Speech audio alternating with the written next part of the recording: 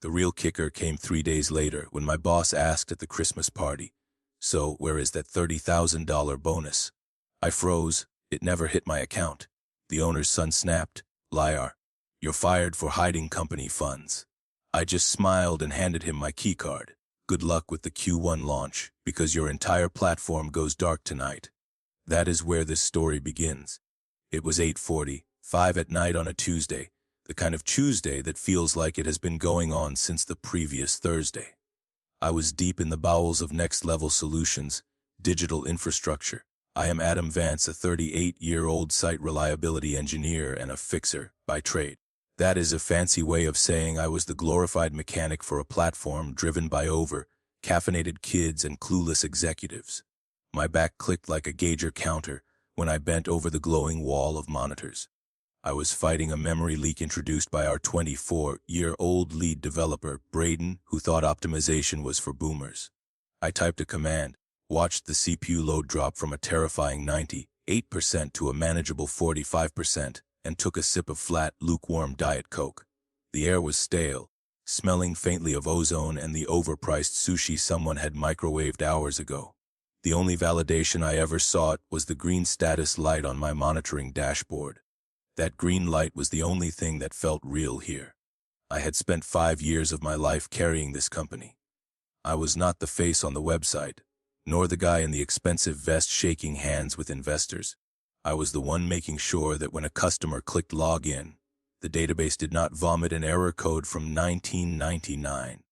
I was the one who spent Christmas Eve 3 years ago rerouting traffic because of a distributed denial of service attack. My reward then was a $50 Amazon gift card and an email where they misspelled my name. But this was different. This was concrete. I was approaching the apocalypse, or what corporate called the Q1 launch. Next Level Solutions had secured $70 million in Series B funding based entirely on a slide deck that promised technology we did not actually have yet, and who was building the bridge while the train was already on the tracks. Just me. I checked my email for the 1,000th time, not for system alerts, but for payroll or human resources. My phone had buzzed earlier with a banking notification balance not enough for a mental breakdown in Bali.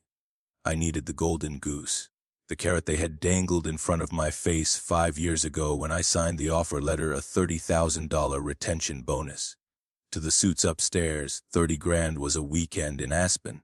To me, it was my get-out-of-debt card. It was the last payment on the medical debt from my father's final illness, the one thing tying me to a past I desperately needed to be free of. My technical perfection had to translate into financial reality this time. It was in writing, upon completion of 5 years of service and successful infrastructure scaling. I had hit the 5-year mark 2 weeks ago. There was nothing in my inbox from human resources or payroll. Instead, there was a blast email from the culture committee, reminding us that Friday was Hawaiian Shirt Day. The cynicism, usually a controlled background hum, flared up. The company saw me as a resource to be managed, a component to be used, not a person to be paid. The problem, the deeper malignancy, was the recent change in management. The original founder, Old School Dave, had checked out. In his place was his son, Lucas Davenport, the acting chief financial officer. Lucas was 32 going on 12. He had an MB his daddy bought him, and a collection of watches that cost more than my annual salary. Lucas had been sniffing around my server costs for months, calling my necessary expenditures budget bloat and legacy costs. He looked at my salary and saw a line item to trim. I looked at my salary and saw underpayment for services rendered. He lacked his father's old-school respect for the engineers. He embodied a pure, uncut entitlement. My loyalty, which had sustained me through 5 years of thankless nights, felt less like a virtue and more like a vulnerability under his watch. I closed my laptop. The screen went black, reflecting my tired face.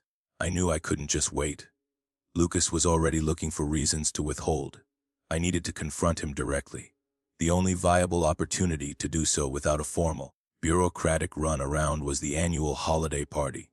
I sighed, grabbed my worn coat, and walked toward the empty elevator. The silence of the huge, open-plan office pressed in on me, broken only by the hum of the cleaning crew. The money was owed. I would have to go to the party and demand the payment that was rightfully mine. I was going to the gilded cage, not for free shrimp or forced socialization, but for the final, transactional moment of my 5 years of servitude. The gilded cage was a repurposed warehouse downtown, filled with enough Edison bulbs to light a runway and fake greenery to confuse a koala. The company Christmas party was my last resort, and I hated every second of the forced socialization. I was there for one reason: the end-of-year payout. I wore a black suit, 10 years old, clean and designed to blend into the shadows. My mood matched the cheap white wine I accepted from a passing waiter. It tasted like vinegar and battery acid. I navigated the room like I navigated a corrupted database, carefully, avoiding the unstable elements. In this case, the unstable elements were the sales team, already 6 shots deep and attempting to harmonize to Mariah Carey. I spotted Lucas Davenport easily. He was in the center of the VIP section, a roped-off area on a slightly elevated platform. He needed to physically look down on his employees, apparently. He was draped in a red velvet suit that made him look less like a financier and more like a seductive sofa. He was holding court with a few board members, laughing loudly at a joke that was certainly not funny. I took a deep breath, the adrenaline starting to kick in. This was not about code. This was about confrontation, a domain I usually avoided. My hands, which could effortlessly type complex deployment commands, felt clammy and clumsy. I had to breach the velvet rope. I dodged a conga line led by human resources and sidestepped a crying intern who had just been dumped near the chocolate fountain.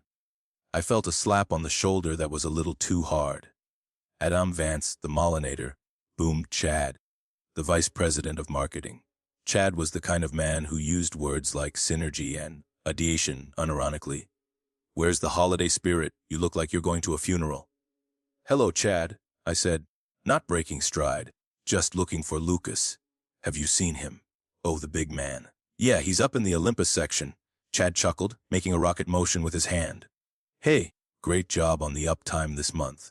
Emails are flying, zoom zoom." I moved past him without comment, reaching the velvet rope.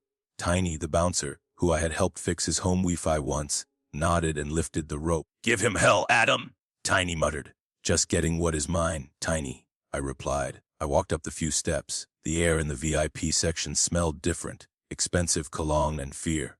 Lucas saw me approaching.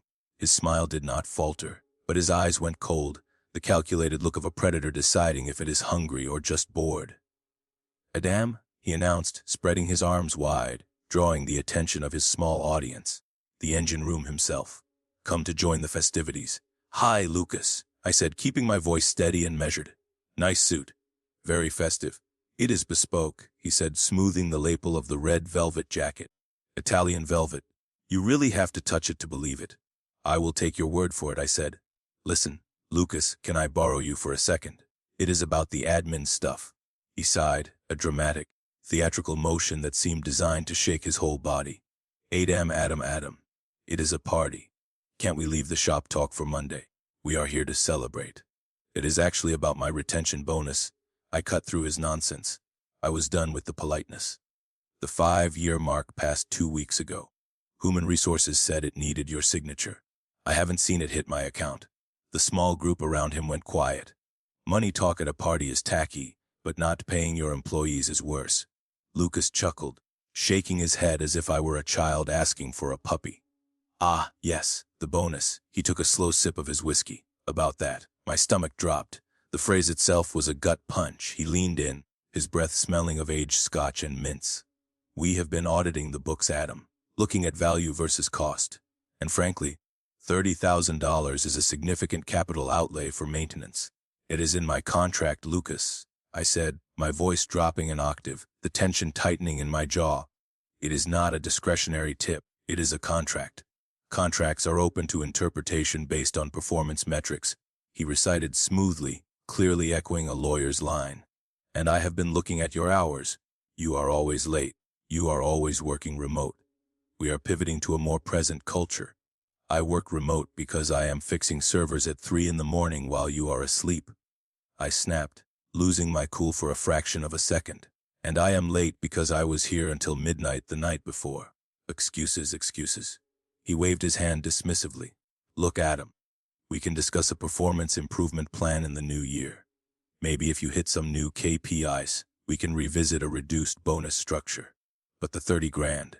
He looked away toward his board members. It is not happening. I already reallocated those funds to the executive retreat in Tahoe. We need to boost morale at the top, you understand? The world tilted on its axis. He had literally stolen my money, my father's debt money, to pay for a ski trip for himself and his cronies. My rage was no longer hot, it was a cold, frightening clarity. You relocated my wages, I asked, the words tasting like ash in my mouth. It is not wages, it is a bonus. Discretionary, he smirked, a small, cruel look of triumph crossing his face.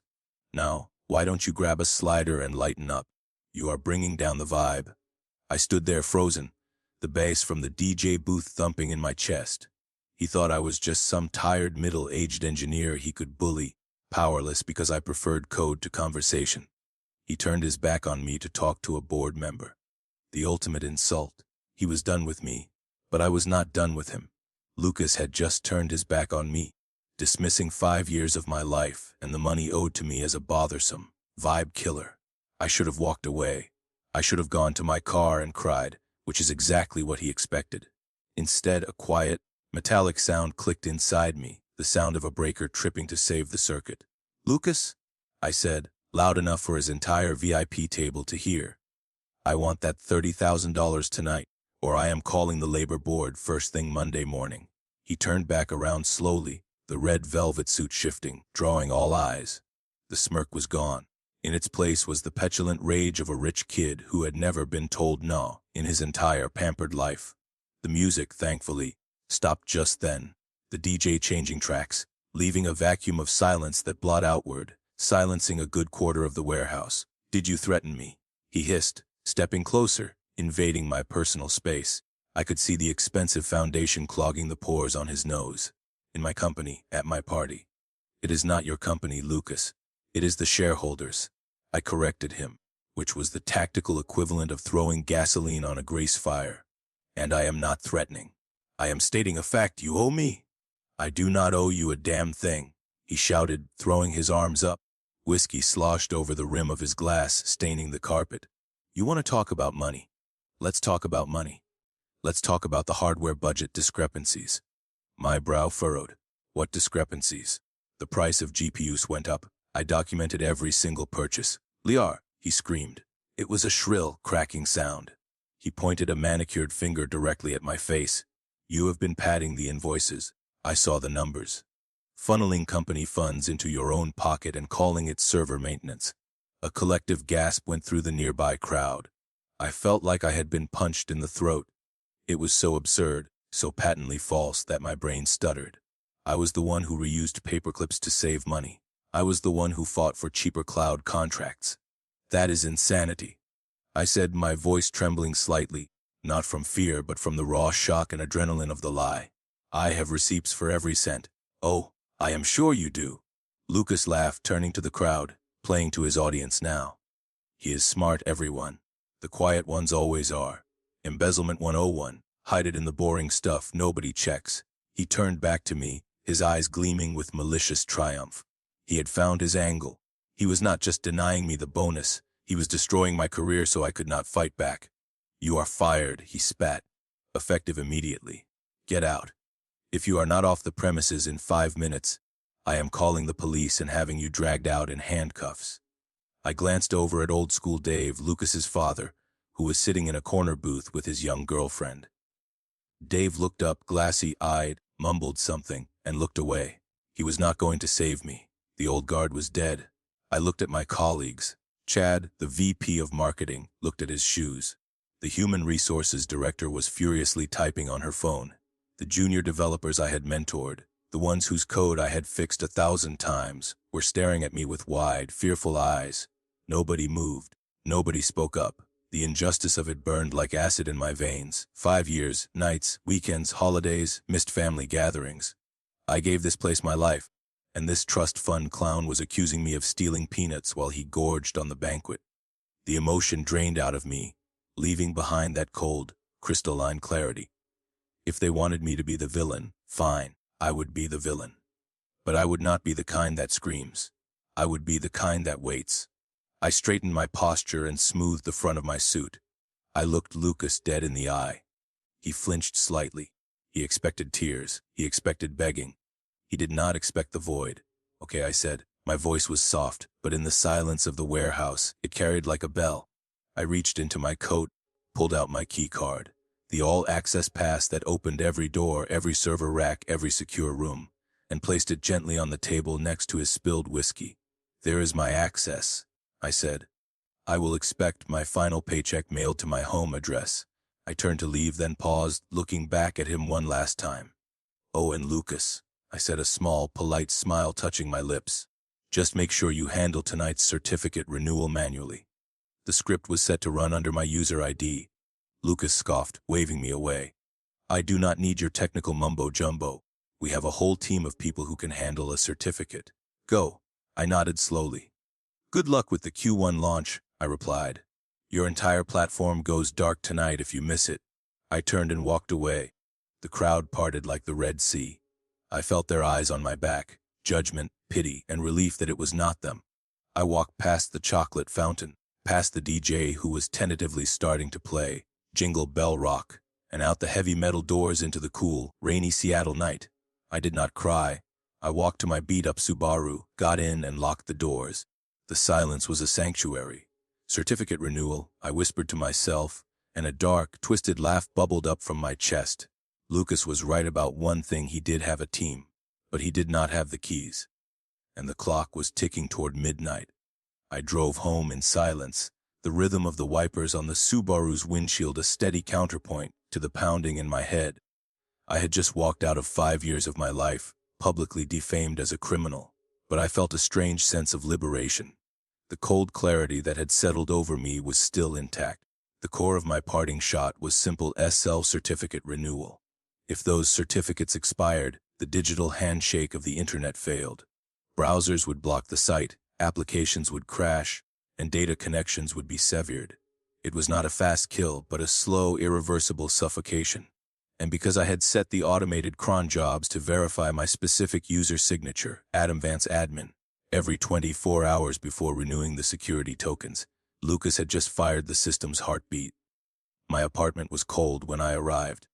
I bypassed the main lights and walked straight to my command center in the living room corner: 3 monitors, a mechanical keyboard, and a chair that was the only luxury I afforded myself. The screens flickered to life, casting a blue glow over my hands. Strictly speaking, I was fired. Accessing the system now would be a breach of the gray area, but I knew Lucas had not yet executed the technical off-boarding. Human resources was still at the party, and the IT guy who handles credentials was likely doing shots off an ice sculpture. Access would not be revoked until Monday morning, when someone sobered up enough to remember Lucas's tantrum. I had a window of opportunity, and I needed to use it for an audit. I tunneled in. VPN connected. 2-factor authentication pinged my phone. I approved it. I was in. First stop, the audit logs. I navigated to the finance folders, which I had access to because I was the one who set up the automated payroll systems.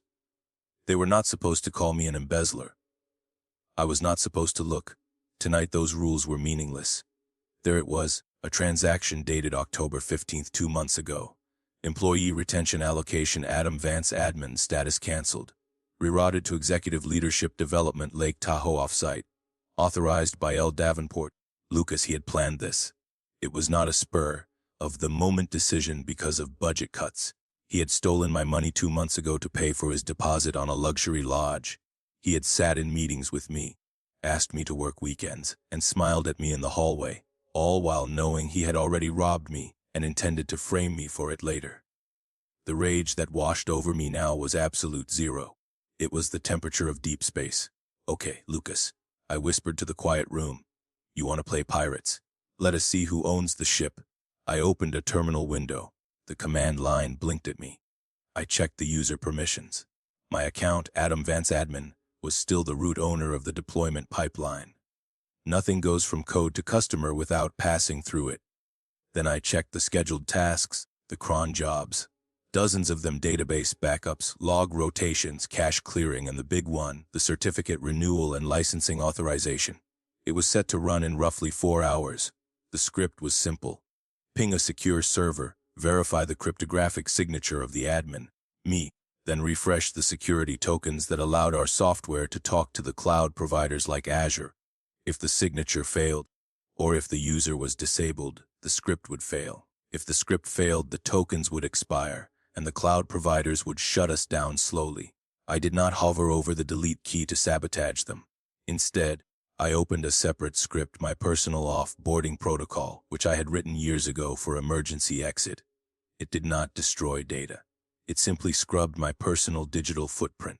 It removed my saved passwords from the shared vault, deleted my personal notes from the company wiki, and most importantly, removed my private SSH keys and authentication tokens from the jump box. I was digitally cleaning out my desk. As I executed the script, a warning popped up. Warning: removing these keys may interrupt automated services dependent on Adam Vance admin. Proceed. I looked at the screen. The cursor blinked. Proceed. It was not sabotage, it was compliance. I was fired. I had no right to leave my keys in the lock. If they could not open the door without me, that was a design flaw they should have noticed when they decided to fire the architect. I typed Y and hit enter. The terminal scrolled rapidly. Keys removed. Access tokens flushed. Session terminated. I sat back. The connection died. The screen went black. It was done. I was officially out. I walked to the kitchen and poured myself a glass of expensive scotch. In roughly 4 hours, Next Level Solutions was going to have a massive heart attack, and the only heart surgeon in the building had just been escorted out by security. The silence of the night was heavy, but peaceful. I had made my move. I slept soundly for the first time in weeks, the deep sleep of a man who had faced his fears and initiated an inevitable process. I woke up at 9 o'clock Saturday morning to a gray, flat sky. The initial silence on my phone was unsettling. Had they fixed it? Had Lucas actually hired a secret team of ninja SREs overnight? I made strong, black coffee and checked my personal tablet. I still had read only access to a public status page that Next Level Solutions used for clients. Everything was green check marks. System operational. API response 45 milliseconds. Database load low. My stomach twisted with anxiety. The certificates should have failed at 3 in the morning UTC. Did I mess up the expiration? Did I accidentally leave a back door open? If nothing happened, Lucas wins. If nothing happens, his public accusation of embezzlement gains weight, and I was redundant, just as he claimed. I watched the screen for 15 minutes, feeling foolish. Then I saw it. A tiny flicker. The API response time jumped from 45 to 200 milliseconds. Then 500 milliseconds. A yellow warning triangle appeared next to authentication services. The status changed from operational to degraded. The system was running on memory and cached sessions, like a chicken running with its head cut off. The certificates had not hard failed yet. They were in a grace period. It was still moving, but it was already dead. The moment the cache cleared, or the load increased, it would crash. My phone buzzed. It was a text, not a panicked recruiter, but Braden Miller, the beanie, wearing junior dev I had often covered for. Hey Adam, sorry to bother you on the weekend. The text read, are you seeing weird latency on the auth servers? I can't log into the admin panel, says invalid token. My thumb hovered over the reply button. I could tell him. I could tell him that the SL certs were tied to my user ID, and that he needed to manually generate a new certificate signing request and rekey the load balancer. If I told him, he could fix it in an hour, and the company would live. But if I told him, I would be working. I would be helping the man who stole my money and publicly framed me for a felony. I saw Lucas's sneering face again. Liar. Embezzler. You are fired. I put the phone down on the counter. I did not reply. This was the hard part, killing the fixer. Inside me, the part that defined its self-worth by its ability to save failing systems. I was not their fixer anymore. I was a stranger. The status on my tablet refreshed. Degraded turned to partial outage. Another text came through, this time from Marcus, the vice president of engineering, a man who usually ignored me unless he needed someone to blame. Adam, pick up, the text demanded. We have a situation. Lucas says you messed something up before you left. We need the keys. Lucas says, even in chaos they were blaming me. I took a deep, steadying breath. This was the second, more difficult test. I was not going to give them the easy out. I composed a short, clean reply using the precise, neutral language I knew their lawyers would understand. I was terminated effective immediately on Friday night. I texted back. I surrendered my hardware and my credentials. I have no access and no company property. Please direct all inquiries to your legal department. I sent the text and then blocked the number. The public status page on my tablet refreshed again. The screen was a field of red. Status, critical outage, service, AL. The green check marks were gone, replaced by angry red X. I felt a heavy, somber realization. I was watching a building collapse in slow motion, and I was the only one who knew why the foundation had given way. You wanted the keys, Lucas, I said to the empty kitchen. You got them. They are just buried under 5 years of spaghetti code you never bothered to understand. I turned my attention to my laptop, logging into my personal email. I was free. I was already moving forward. I had a verbal offer from Sarah Jenkins, CTO of Ironclad Security, 40% over what Next Level was paying plus genuine equity. Sarah was ethical, competent, and valued my expertise. I should have been thrilled. I was typing my acceptance to Sarah when my hands started shaking just a little.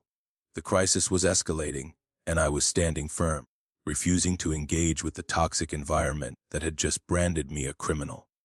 The only thing left to do was watch the clock run out. The weekend passed in a blur of escalating calls I ignored and the grim satisfaction of watching the critical outage status remain unchanged. On Monday morning, the narrative shifted from technical failure to personal attack. I was scrolling through tech news while drinking my coffee when I saw the headline on Air Valley WAG.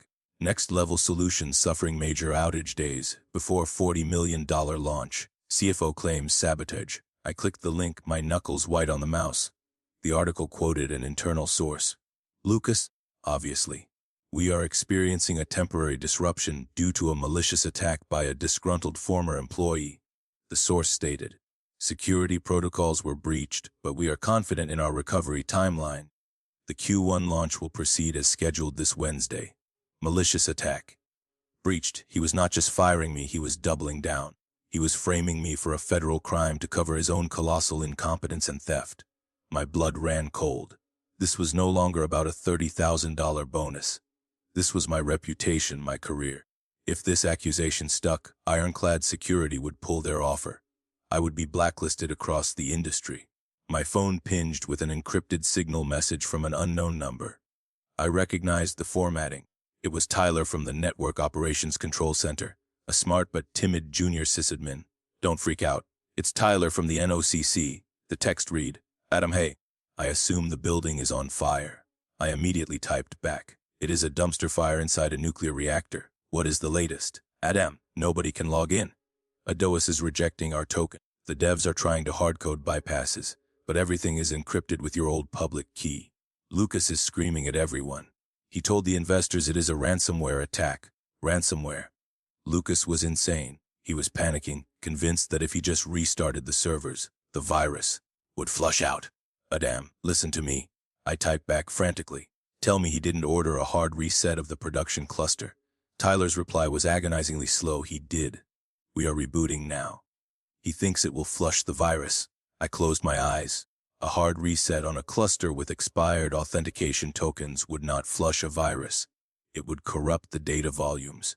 Without the specific keys to decrypt the storage upon reboot, the data would be forever locked. He was not just locking the door, he was welding it shut with the people inside. Tyler, listen to me. Do not touch the database nodes, I commanded. If you reboot the DB nodes without the master key, you lose the customer data. I mean all of it? I tried to tell him. Tyler texted back. He fired the last guy who spoke up. He is standing behind the console right now, shouting, do it. A moment later. It is done. He pushed the button. I let out a breath I did not know I was holding. It was over. Lucas had just wiped the company's entire production data. He would not realize the data was unreadable until they tried to load the user profiles, which would likely happen right in the middle of his resilient investor demo on Wednesday. He had accelerated his own professional execution. Adam, get out of there, Tyler. I messaged. Go home sick. You do not want your name on the logs for the next 6 hours. Way ahead of you. I am throwing up in the bathroom right now. Thanks for everything, Adam. Miss you. I put the phone down, feeling an overwhelming calm. Audits exist. Logs exist. The logs would show I deleted my personal keys upon termination. The logs would show Lucas ordered the hard reset 3 days later. The sabotage accusation was doomed to fail. Tuesday night, the eve of destruction. I was watching a documentary about deep sea squids when my phone rang. Unknown number, local area code. I let it go to voicemail. It rang again immediately and again. I paused the documentary and picked up. "This is Adam. Adam, it is Dave." The voice was raspy, exhausted. Old school Dave, the founder who had sold out and retired, leaving his son in charge. "Hello, Dave," I said, my voice neutral. "Didn't think you knew how to operate a phone anymore. I thought you only communicated via wine recommendations." "I deserve that," he sighed. "Look, Adam, I am at the office. It is a bloodbath down here." "I heard," I replied. "I read the article. Apparently I am a malicious hacker. Lucas is an idiot." Dave snapped, the first sign of life I had heard from him in years. He panicked. He put out that statement without clearing it with legal. "We are retracting it." "That is nice." "Damage is done, Dave. Adam, please. We cannot access the data. The customer volumes are locked. The encryption keys, they are gone." "They are not gone, Dave. They were on my keychain, the digital one. When Lucas fired me, I deleted my personal credentials, as per security protocol. You cannot leave unauthorized keys on a production server. We need them back." Dave pleaded, his voice cracking. "The demo is tomorrow at 9 in the morning. The investors are flying in. If we don't show a working product, the Series B is pulled. The company folds. Everyone loses their jobs. Tyler, Alina, everyone." He was playing the guilt card, using the innocent bystanders. "That is tragic, Dave," I said, "truly. But I do not work there, and I do not have the keys anymore. I deleted them. Gone. Poof. Don't lie to me, Adam," he shouted, desperate now. "You are the most paranoid engineer I have ever met. You have a backup. You have a cold storage USB somewhere. You always have a backup." He was right, I did. I had an encrypted USB drive in my safe containing the master seed key. If I walked into that office, plugged it in, and typed in my 64-character passphrase, I could decrypt the volumes. I could save the company in 10 minutes. "I might," I said slowly, looking at the scotch in my hand. "Hypothetically." "Name your price," Dave said instantly. "Pay the bonus. The 30 grand wire transfer tonight." I laughed, a dry, harsh sound. 30 grand, Dave. You accused me of a felony. You dragged my name through the mud, and you think you can buy me back for the money you already owed me. 50 grand. Double the bonus. No. 100,000 cash. "It is not about the money anymore, Dave," I said, my voice heavy. "It is about the lesson." "What lesson?" "The lesson that you cannot treat the people who build your house like they are the dirt you sweep off the porch. You let Lucas steal from me. You stood there at the party and watched him fire me for asking for what was mine. You chose his entitlement over my integrity. Now you have to live with him. Adam, please," he begged. "I will fire Lucas. I will put you in charge. Vice President of Operations. I already have a new job, Dave. Ironclad, I start Monday." There was a long silence. I could hear the background noise of the office, shouting, frantic typing, the frantic hum of chaos. "So you are just going to let us die," Dave whispered. "I did not kill you, Dave," I said softly. "I just stopped performing CPR on a corpse. Ask your CFO," I concluded, the last of my resolve hardening. "He is the finance genius. I am sure he can afford to buy new ones." Click. I hung up. I stared at the phone. It felt awful.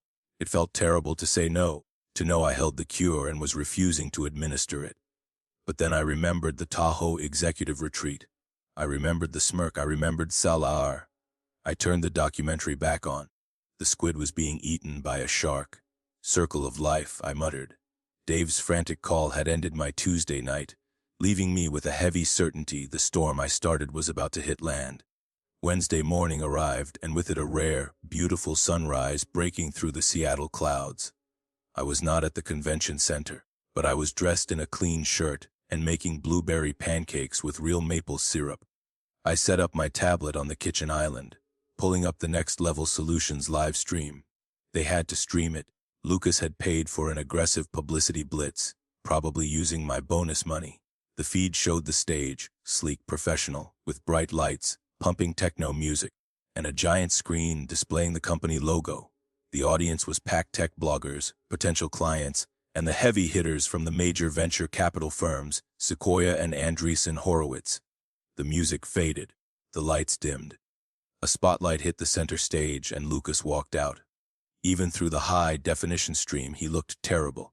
The makeup team had tried, but I could see the bags under his eyes. He looked like a man who hadn't slept in 72 hours.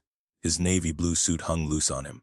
He forced a smile, a ghastly rictus of terror. "Welcome, everyone." His voice cracked slightly. He cleared his throat. "Welcome to the future of enterprise logistics.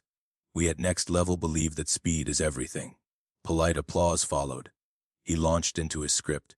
"That is why we have rebuilt our platform from the ground up. Faster, more secure, more resilient." I snorted into my coffee. Resilient. "Today, I am not just going to tell you about it," Lucas said, sweating visibly now. "I am going to show you. We are going to process a live transaction to end with our new AI-driven engine." He gestured to the giant screen behind him. The screen switched to a live view of the Next Level dashboard. I leaned in, instantly noticing something was wrong. The fonts were slightly off. The color scheme was a version they scrapped 18 months ago. I recognized it immediately. It was the version 2.4 build, the 3-month-old tape backup Dave had desperately mentioned. They were trying to pass off ancient code as the new platform. "Now," Lucas said, walking over to a podium with a laptop, "let's initiate a global supply chain query." He typed something. I knew the old version 2.4 build was stable, but critically, it was not connected to the live data streams because the API tokens were different back then. And the new AI engine they were toting, it required the new database schema, the schema that was currently encrypted and locked on the brick production servers. Lucas had hard reset. When Lucas hit enter, the old front end was going to try to call a back end that did not exist, using credentials that had long expired.